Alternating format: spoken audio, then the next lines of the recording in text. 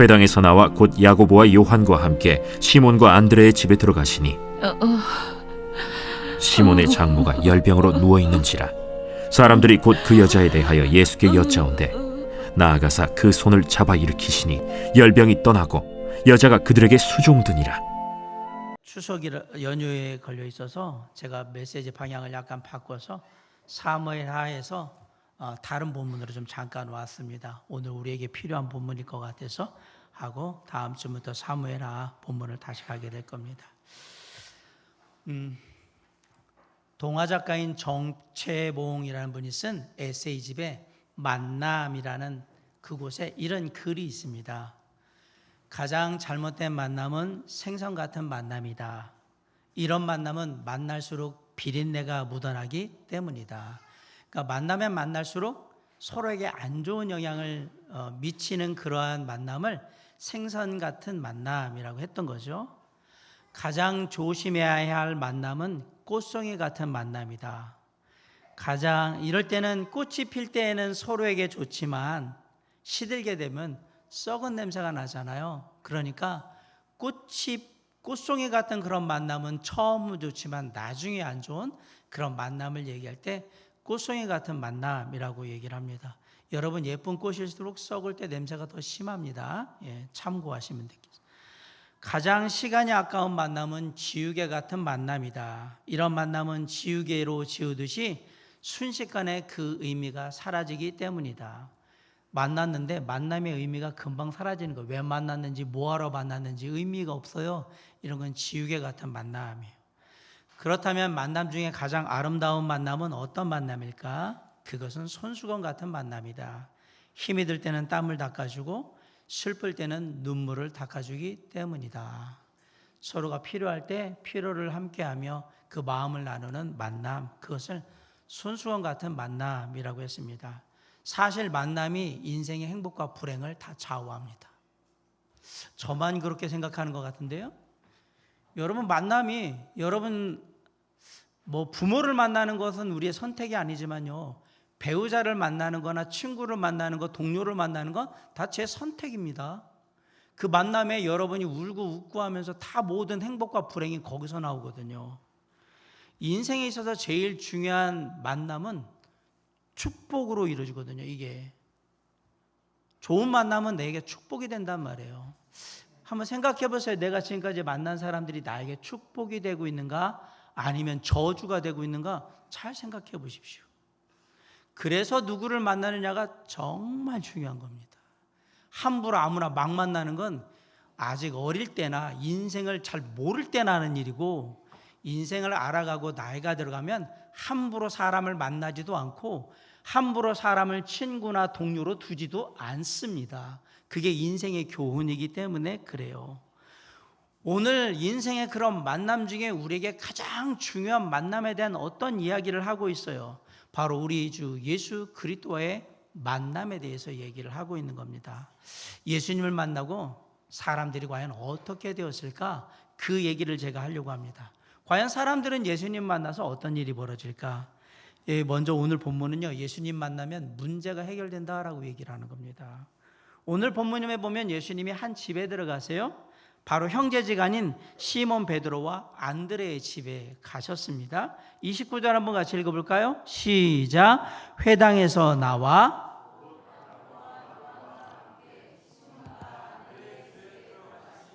예수님께서는 안식일에 회당에 가셔가지고 말씀을 전하셨고요.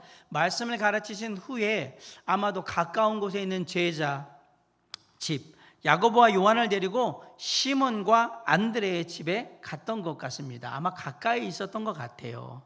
아마도 그렇게 되면서 이제 여기 예수님께 식사 대접도 하고 그렇게 하려고 했는데 집에 들어가 보니까 앞불싸 장모님이 몸져 누워 계시네요. 그런데 이렇게 몸져 누워있는 베드로의 장모를 고쳐달라고 얘기한 사람은 사위인 베드로가 아니었습니다. 30절 한번 보세요. 시작. 시몬의 장모가 열병으로 누워있는지라. 네, 사람들이 곧 그 여자에 대하여 예수께 여짜왔다는 얘기는 뭐냐면 장모님에 대해서 누가 아프고 이런 상황들에 대해서 누가 얘기해 줬냐면 사람들이 얘기해 줬단 말이에요. 베드로가 한 게 아니란 얘기입니다. 어쨌든 그렇게 해서 이 집에 놀라운 역사가 일어납니다. 31절 한번 봅시다. 시작. 나아가사 그 손을 잡아 일으키시니 예수님이 손을 잡아서 일으키시자 열병이 나았습니다. 이 모든 것은 언제 일어나느냐? 어떤 사람이 예수님을 만날 때 일어난 일입니다. 세상을 살아간다는 건 늘 문제와 함께 살아간다라고 해도 과언이 아닙니다. 문제 없는 인생이 세상에 어디 있습니까? 문제 없는 가정이 세상에 어디 있습니까? 어떤 집은 돈 때문에 문제이고요. 어떤 집은 자녀 때문에 문제이고, 어떤 집은 남편이나 아내 때문에 문제고, 어떤 집은 뭐 사업하다 어려워서 문제고, 어떤 분은 건강 때문에 문제고, 어떤 분은 인간관계 때문에 문제이고, 다 그렇습니다. 세상의 그 어떤 인생도 문제로부터 자유로울 수가 없습니다. 자기개발의 대가로 적극적인 사고방식으로 한때 유명세를 떨쳤던 노먼 빈센트 필이라는 목사님이 계세요. 어느 날 이 목사님을 한 청년이 찾아왔어요. 그러면서 이런 얘기 저런 얘기를 하다가, 목사님, 제가 다니는 직장에서 그만뒀거든요. 문제가 많아가지고 직장을 그만뒀어요. 그러면서 혹시 문제가 없는 곳 있으면, 아시는 데 있으면 한 곳만 저한테 소개시켜 주세요. 그렇게 얘기했어요. 그러자 목사님이, 아, 그래요? 내가 마침 생각나는 곳이 한 곳 있는데 함께 좀 가봅시다 라고 해서 차에 태워가지고 드라이브를 해가지고 멀지 않은 곳에 갔어요. 시내를 벗어나서 딱 어느 곳에 내렸습니다. 가보니까 공동묘지였어요. 차에서 내린 이 청년에게 목사님이 이렇게 얘기했습니다. 형제님, 여기가 문제가 하나도 없는 곳입니다. 그 말은 뭐예요? 살아있는 한 우리가 문제를 벗어날 수가 없다, 이 얘기입니다. 삶에 문제가 없기를 바라는 건 정말 어리석은 생각이에요. 인생을 어리석게 사는 거예요. 문제는 언제 어디서 누가 터뜨릴지 아무도 몰라요. 그러니까 문제가 없기를 바란다? 그런 어리석은 생각은 버리시기 바랍니다. 또한 사람들 속에서 어떤 생각이 있냐면, 문제로부터 좀 도피하려는 생각도 있는데, 안 됩니다. 여러분, 잠깐 도망간다고 해서 그 문제를 회피한다고 해서 문제가 피해질 것 같으면 다 그렇게 하죠. 여러분, 문제를 피하잖아요. 그러면 그 다음에 더 큰 문제가 여러분 인생 앞을 딱 가로막고 있게 될 겁니다. 그게 인생을 살아가면서 우리가 배우게 되는 값진 교훈이자 경험인 겁니다. 그럼에도 불구하고 대부분의 사람들은 문제가 나면 문제를 피하려고 자꾸 해요. 어떤 사람들은 문제를 일으키는 사람을 피하려고 합니다. 이를테면 부부 가운데 문제가 있으면 어떻게 해요?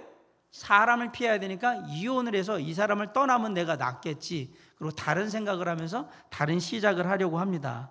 사람을 바꾸면 문제가 해결될 거라고 생각을 하는 겁니다. 그런데 사람 바꿔봐야 거기라는 것을 알게 될 겁니다. 어떤 분은 직장에 문제가 있으면 직장을 바꿔보려고 합니다. 물론 어떤 경우에는 바꿔야 되는 게 맞겠지요. 그런데 바꿔도 일하는 사람들이 모인 곳에는 비슷한 일들이 다 벌어지게 되어 있습니다. 그러면 직장 다니는데 내가 문제없이 할 수 있는 방법이 있나? 네, 개인 사업을 하시면 됩니다. 그런데 개인 사업을 하시더라도 안타까운 얘기 하나 드릴게요.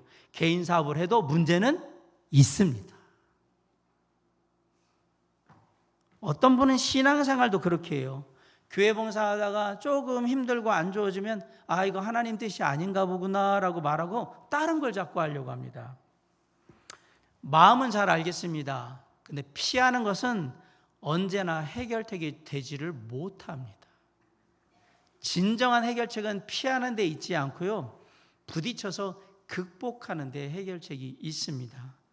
예수 믿고 구원받은 하나님의 사람들이지만 그럼에도 불구하고 우리의 삶에는 항상 문제가 있다라는 사실을 인정하셔야 합니다. 그리스도인은 문제가 없는 것을 행복해하는 사람들이 아니고 문제가 있음에도 불구하고 행복하게 사는 사람들이 그리스도인이에요. 우리에게는 믿지 않는 사람들과 다른 딱 한 가지가 있어요. 뭐가?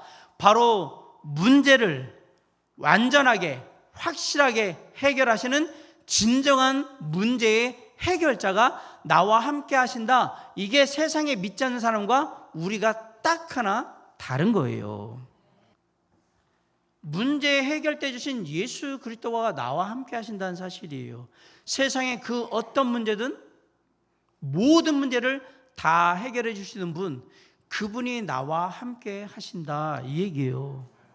믿으십니까? 예수님이 바로 그런 분이란 말이에요. 예수님은 모든 것을 아시고 모든 것을 다 하실 수 있는 그런 놀라우신 하나님이신 것 믿으십니까? 그 하나님이 지금 나와 함께 하심을 믿으십니까? 그게 얼마나 큰 축복인지 아십니까? 세상에 수많은 사람들은 모르고 누리지 못하는 축복을 나는 누리고 있는데 그걸 축복이 아니라 당연한 거로 생각할 때 당신은 이미 타락한 거란 말이에요. 그게 얼마나 큰 축복인데. 이 즐거운 추석 연휴에 제가 이런 얘기를 해야 되겠습니까? 주님이 나와 함께 한다는 게 얼마나 큰 축복인데. 그래서 그걸 아는 사람들은 세상에 믿지 않는 사람들이 불쌍해 보이는 거예요. 안타까운 거예요. 이 놀라운 축복을 누리지를 못하고 사는 걸 보니까 아이고 불쌍해라, 안타까워라 이러고 있는 거예요. 그 사람이 나보다 높은 지위에 있건 많은 돈을 가지고 있건 잘 나가든 상관없이 불쌍한 이유는 예수 그리스도가 없기 때문에 불쌍한 거예요. 보통 때는 세상의 사람들이 아주 행복해 보여요. 좋아 보이죠. 인생의 폭풍우가 치면 그들은 의지할 이도 없고 헤쳐나갈 힘도 없습니다. 그래서 세상에 믿지 않는 사람들은 뭐 하는 거예요? 그냥 나를 믿고 내 주먹을 믿고 내 돈을 믿고 내 능력을 믿고 그렇게 살다가 다 망가지는 겁니다. 한계에 부딪혔을 때 내 가정과 내 삶 속에서 한계에 부딪혔을 때 내 생각과 내 경험과 내 노력, 내 방법이 통하지 않는 그런 절박한 상황에 부딪혔을 때 세상에 믿지 않는 사람들은 뭘 할까요? 당연히 뭔가를 찾겠죠. 하나님을 안 찾으니까. 요즘은 아주 인기 있는 직업 중에 하나가 무당이에요. 점쟁이. TV에 하도 많이 나오니까 애들이 생각할 때 야, 저게 돈 되고 잘 되나 보다라고 생각합니다. 사람들은 우상을 찾습니다. 그리고 우상에게 호소합니다. 내가 정성을 들이면 뭔가 해주겠지. 그러나 죽은 우상은 아무 대답도 하지 못합니다. 하지만 우리 예수님은 우리가 물어보면 대답해 주시고 해결해 주시는 분이에요. 요한복음 2장에 보면 예수님의 갈릴리 가나의 혼인잔치에 가게 되죠. 아마도 이 혼인잔치는 어머니 마리아의 친척의 혼인잔치로 보여집니다. 그런데 문제가 생겼어요. 혼인잔치에 포도주가 떨어졌어요. 그 당시 잔치에서 가장 중요한 음식이 뭐냐? 술이에요. 포도주거든요. 그 중요한 게 떨어졌어요.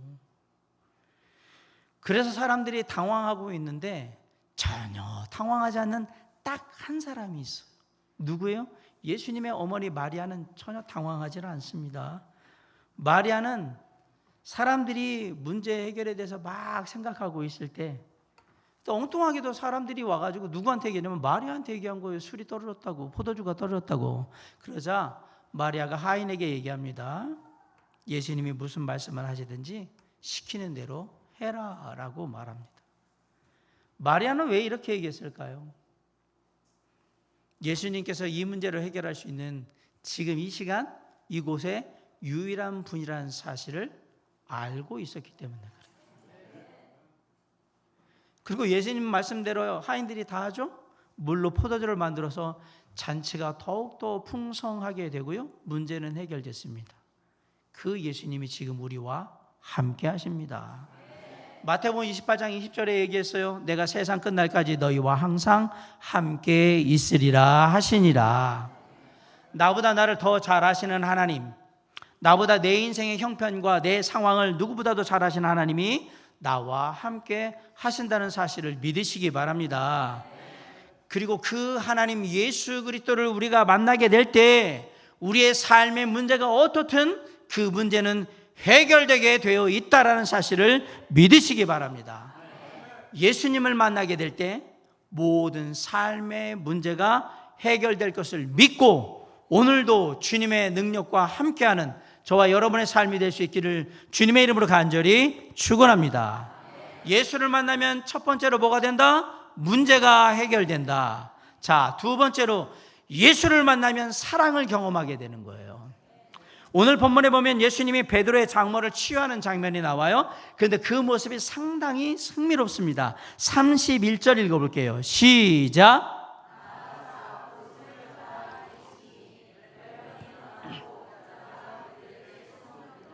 예수님이 어떤 방법으로 베드로의 장모를 고치셨습니까? 아파 누워있는 베드로의 장모를 손을 잡아서 일으켰다라고 기록하고 있습니다. 그런데 똑같은 사건을 기록한 게 마태복음 8장 15절이거든요. 여기는 표현이 조금 다릅니다.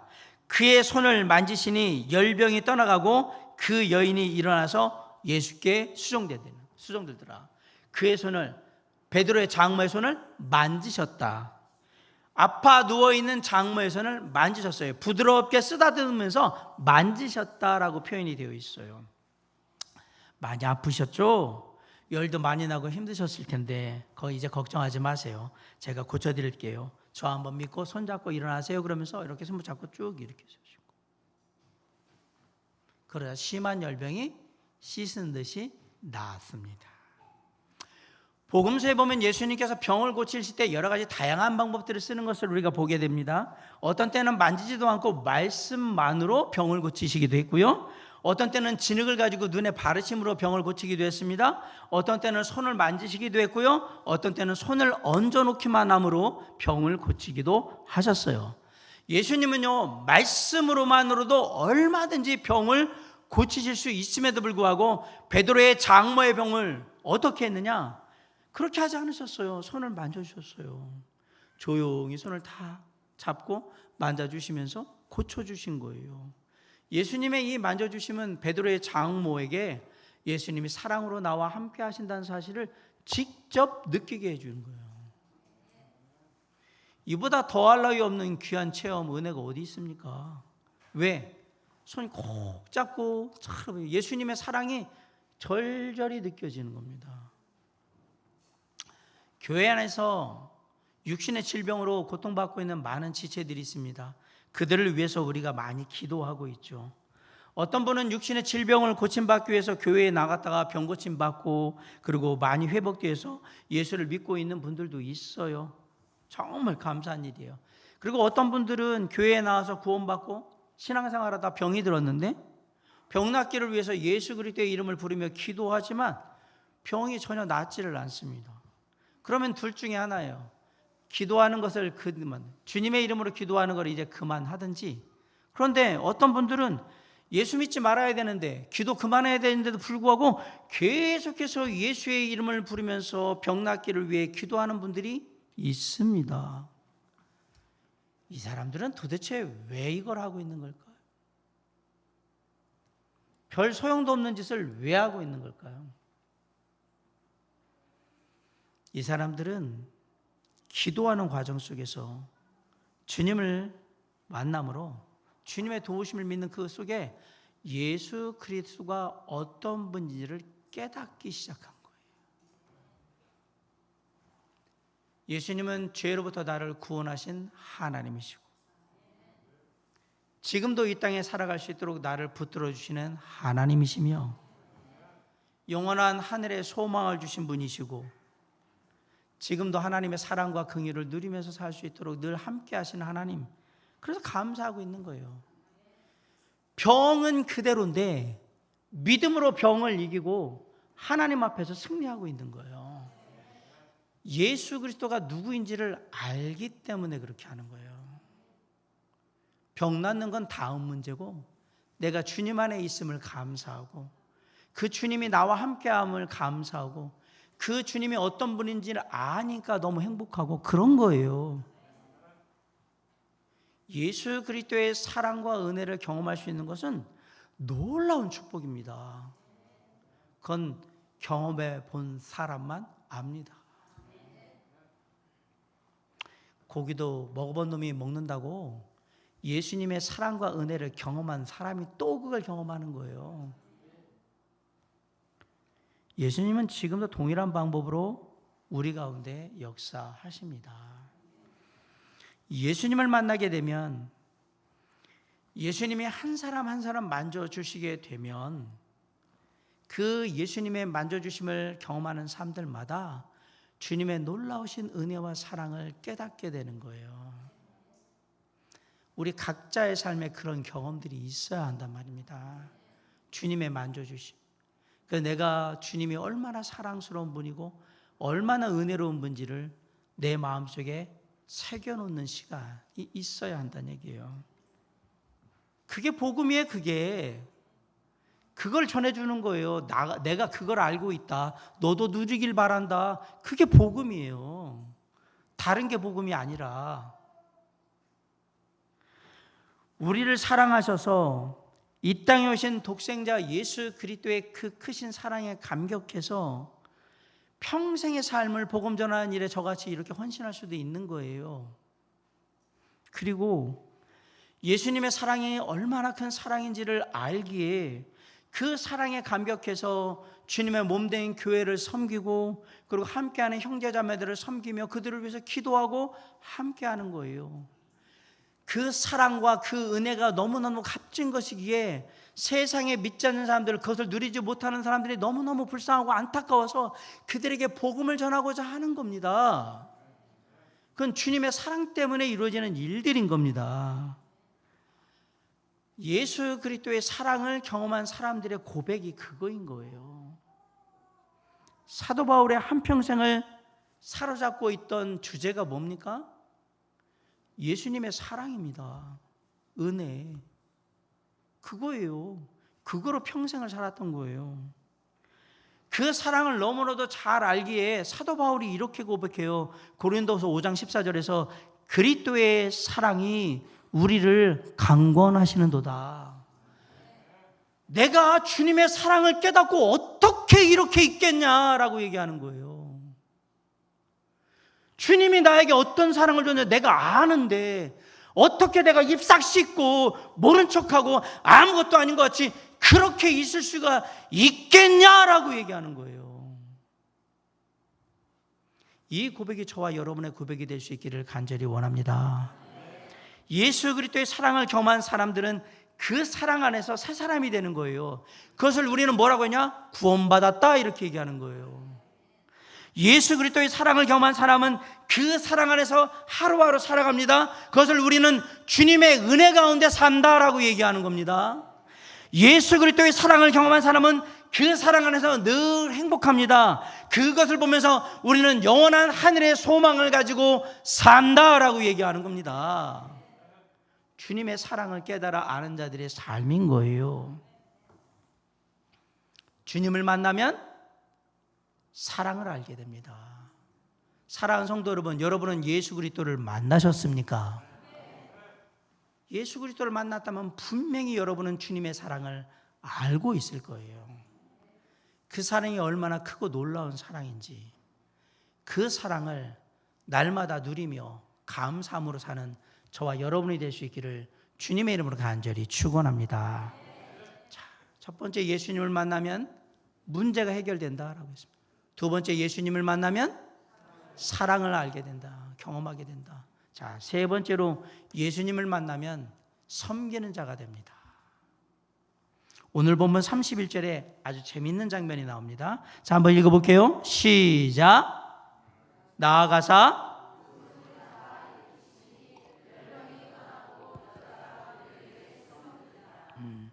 열병이 나았으니 얼마나 감사할까요? 그런데 베드로의 장모는 예수님과 예수님의 일행들을 지금 수종을 들고 있어요. 31절에 수종을 들더라, 수종드니라 라는 말은요, 문법적으로는 미완료 과거형이에요. 그 말은 뭐냐면 계속 섬겼다 얘기입니다. 베드로의 장모는 이후에도 제가 보기에는 예수님과 예수님의 일행들의 어떤 일들에 계속해서 섬겼을 가능성이 높습니다. 아픈 병을 고쳐준 예수님께 얼마든지 할 수 있는 당연한 행동으로 보입니다. 열심히 밥도 하고 식사도 하고 뭐 빨래도 하고 사람들이 필요한 것도 섬기고 여러 가지 일들을 했을 거예요. 그런데 우리가 여기서 한 가지 놓치고 있는 중요한 사실이 있어요. 베드로의 장모는 조금 전까지 열병을 앓던 심한 열병에 걸려서 힘들어했던 사람이라는 사실을 자꾸 놓칩니다. 여러분, 그냥 감기 몸살 걸린 게 아닙니다. 심한 열병에 걸렸던 겁니다. 의사 출신인 누가가 이 사건을 기록할 때 베드로의 장모가 중한 열병으로 고통을 받고 있다라고 분명히 얘기하고 있습니다. 중한 열병, 중증의 질병이라고 얘기한 겁니다. 의사인 누가가 그렇게 했으니까 맞겠죠? 그죠? 병명은 확실하지 않지만 아마도 그 지역의 기운한 풍토 때문에 있는 풍토병으로 인해서 심한 열병을 앓고 있었던 것으로 보여요. 그리고 30절에 누워있는지라라는 말이 나오죠. 여기도 카테케이토라는 이 헬라어는 문법적으로 과거 미완료형이에요. 쉽게 말하면 과거부터 계속해서 누워있는데 아직 그게 끝나지 않았어요, 이 얘기예요. 이 말은 이 열병이 이전부터 오랫동안 계속되어 온 만성적인 질병이었다, 이 얘기를 하는 겁니다. 베드로의 장모의 열병은 오래된 중증 질병이었던 겁니다. 자, 그런 열병이 고침받자 베드로의 장모는 예수님의 일행을 섬기기 시작했습니다. 그런데 하루 이틀 누워있던 게 아니고 오랫동안 열병으로 누워있었던 사람이에요. 그런 사람이 순식간에 병이 아무렇지도 않게 나았어요. 놀라운 하나님의 역사죠. 하나님의 능력에 감탄할 따름이에요. 그런데 반대로 생각하면 오랫동안 그렇게 심한 열병을 내가 하고 있었다. 그러면 얼마든지 이유를 대지 않고 섬기지 않아도 될 이유가 넘쳐나게 되죠. 주님, 몸은 나은 것 같은데 오랫동안 누워있어서 그런지 몸에 힘이 좀 안 들어가니까 섬기는 건 좀 힘들다고 얘기할 수 있습니다. 주님, 분명히 좋아진 건 제가 알겠는데요, 좋아졌다고 막 움직였다가 더 상태가 안 좋아지면 더 안 좋을 것 같아서 못할 것 같아요 라고 하거나, 주님, 제가 병 고쳐주신 예수님 한 분 정도는 어떻게 섬기고 싶은데 저 예수님 따라오고 있는 저 무리들까지는 제가 몸이 안 될 것 같은데요, 예수님 죄송합니다, 허락하지 않아서 섬기지를 못할 것 같습니다. 솔직히 예수님과 예수님의 일행을 섬기지 않아야 이유가 넘치고 차고 넘칩니다. 핑계 대도 됩니다. 그럼에도 불구하고 베드로의 장모는 예수님과 예수님의 일행을 다 섬겼습니다. 이거는 예수님의 사랑을 깊이 경험한 사람들만 할 수 있는 모습입니다. 예수님이 베푸신 은혜가 얼마나 큰 은혜인지를 절절히 느낀 사람들만 하는 행동들이에요. 내 몸이 부스러져도 죽을지언정 내가 주님의 은혜에 감사함으로 내가 주께 나아가리다. 이거는 그 사랑과 은혜가 어떤지를 아는 사람만 하는 고백이에요. 은혜를 받은 사람, 주님의 은혜를 경험한 사람, 그 사랑을 체험한 사람, 그 하나님의 자녀들의 안에는 늘 주님을 향한 감사함이 자리 잡고 있어요. 그리고 이렇게 주님을 향한 감사함이 있는 사람들은 절대 가만히 있지를 못합니다. 우리 찬양 중에 이런 얘기예요. 내 어찌 그 사랑이 이지리, 내 어찌 주의 긍휼 이지리. 못 잊습니다. 시편 116편 12절에 내게 주신 모든 은혜를 내가 여호와께 무엇으로 보답할까? 솔직히 주님의 은혜는 갚을 수 없는 은혜인 걸 우리는 잘 알지만 우리의 마음 가운데는 항상 어떤 마음이 있어요?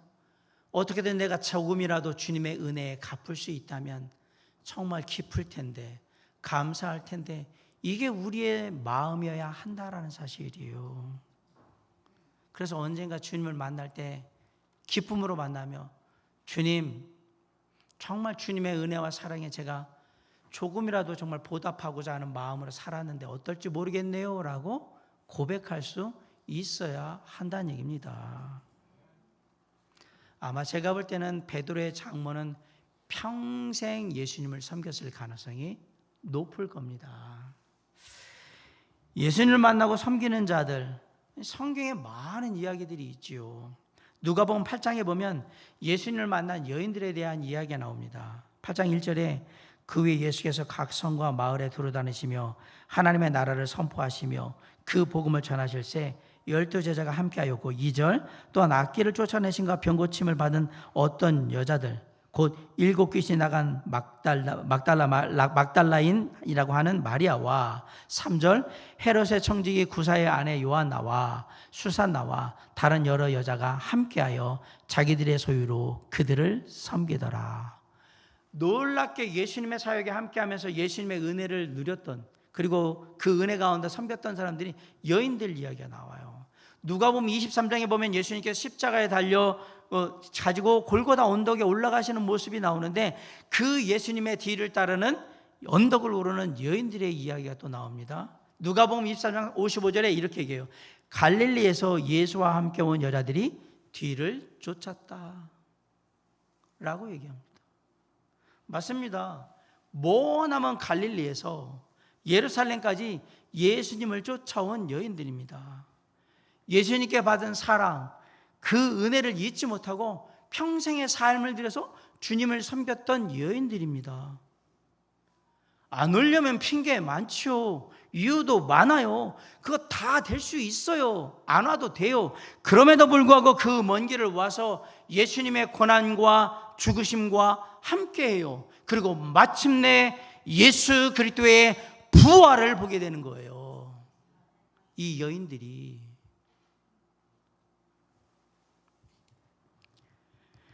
주님의 은혜를 경험한 사람들은 평생 주님을 섬기게 될 줄 믿습니다.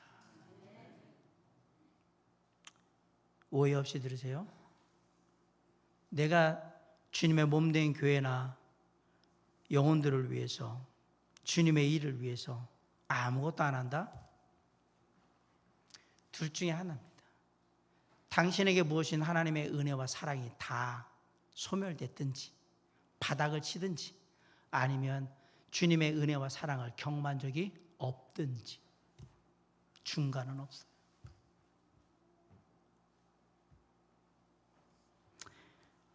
교회에서 봉사하는 사람들은 두 부류의 사람들이 있어요. 한 부류는 은혜 받지 못하고 그냥 축복받기 위해서 그냥 열심히 봉사하는 사람들. 교회 생활에 익숙해져서 열심히 이렇게 봉사하다 보면 그냥 축복받겠지라고 하는 마음으로 그냥 하는 사람. 하나님의 영광, 복음의 은혜, 십자가의 사랑, 그럼 별로 관심 없어요. 하다 보면 그냥 복 받겠지. 못 받습니다. 못 받습니다. 그리고 이런 분들의 봉사는 오래 가지를 못합니다. 왜? 이거 하는 거에 대한 대가를 지불이 안 되기 때문에 하다가 에이 안 되나 보다, 아무것도 안 주나? 그럼 그만두는 경우가 거의 다 하니까. 아까도 얘기했잖아요. 하나님의 영광일까? 복음의 은혜, 하나님의 사랑, 십자가의 은혜, 이런 거 생각을 안 하고 그냥 이것만 하면 된다고. 그냥 마치 무속에 우리가 그냥 정성 다 드리면 그러면 복 준다고 생각하는, 그렇게 예수를 믿는 거예요. 못 받습니다. 주님은 그걸 원하시는 게 아니거든요. 다른 하나는 주님의 은혜를 깊이 경험하고 봉사하는 사람들이에요. 이런 사람들은 어떤 일이든 가리지를 않아요. 언제든 별로 중요하지도 않아요. 그냥 내가 주님의 일을 한다는 것만으로도 행복하고 감사하고 은혜로운 거예요. 그건 주님의 은혜와 사랑을 알게 하는 거예요. 주변 사람들이 어떻게 보든지 뭐라고 말하더니 그런 거 일일비 하지도 않아요. 어차피 주님이 내 마음을 아시고 내가 뭘 하려고 하는지 다 알기 때문에 크게 신경 쓰지도 않아요. 내게 주신 주님의 은혜와 사랑, 그 어찌 내가 갚을 수 있으리, 보답할 수 있으리, 그렇게 생각하며 묵묵히 봉사하는 겁니다. 때로는 그러다 보니까 힘들고 외롭고 지치고 낙심이 될 때도 있지요. 그때마다 나를 구원하신 하나님 우리 주 예수 그리스도, 나를 사랑하셔서 지금도 나를 있게 하시는 우리 주님 예수 그리스도로, 그리고 지금도 나와 함께해서 내 삶의 모든 것을 해결해 주시고 이끌어 나가시는 정말 나의 주님 예수 그리스도, 그분께 그냥 은혜에 감사하며 그냥 하루하루 뚜벅뚜벅 나아가는 겁니다. 그렇게 하루하루 뚜벅뚜벅 나아가다 보면 우리의 인생 뭐가 되면 그냥 변함없는 마음으로 주님 안에서 주님의 은혜를 누리며 사는 삶으로 그렇게 만들어지는 거예요.